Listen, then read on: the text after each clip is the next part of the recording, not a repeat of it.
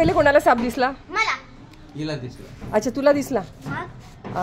कुठे होता? तो मागे गल्ली आहे ना, हा. त्या पाईप जवळ जात होता.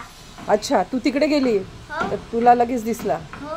तुला माहिती आहे हा साप कोणता आहे? Spectacle cobra. कोब्रा स्नेक आहे हा. फन नाही काढत म्हणून असं नाही, छोटा आहे, मजबूत आहे. म्हणजे तुम्ही कोब्रा म्हणजे असं ना का, हा जो मोठा कोब्रा असतो ना तो पण तेवढाच पॉइझनस असतो आणि हे जे लहान असतात ते जन्मताच पॉइझनस असतात, म्हणून याला एवढं हलक्यात घ्यायचं नाही. मागच्या वेळेस जो तुमच्या दाराच्या फटीत निघाला ना कोब्रा, त्याच्यापेक्षा हा मोठ्या साईजचा आहे. इकडनं दाखव, इकडनं मागच्या वेळेस निघाला होता ना. दाराच्या फटीत होतो समोर.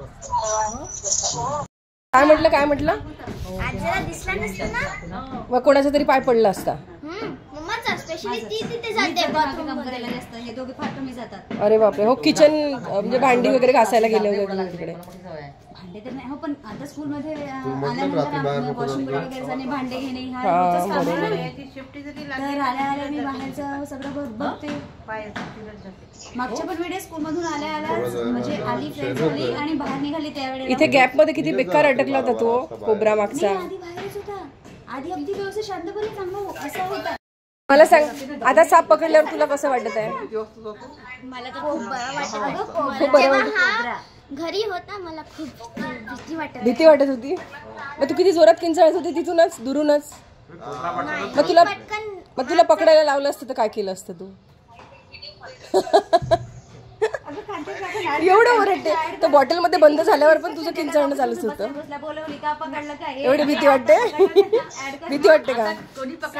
मम्मीने पकडला मला. 2-3 मिनिटात मरू शकतो कोब्रासने.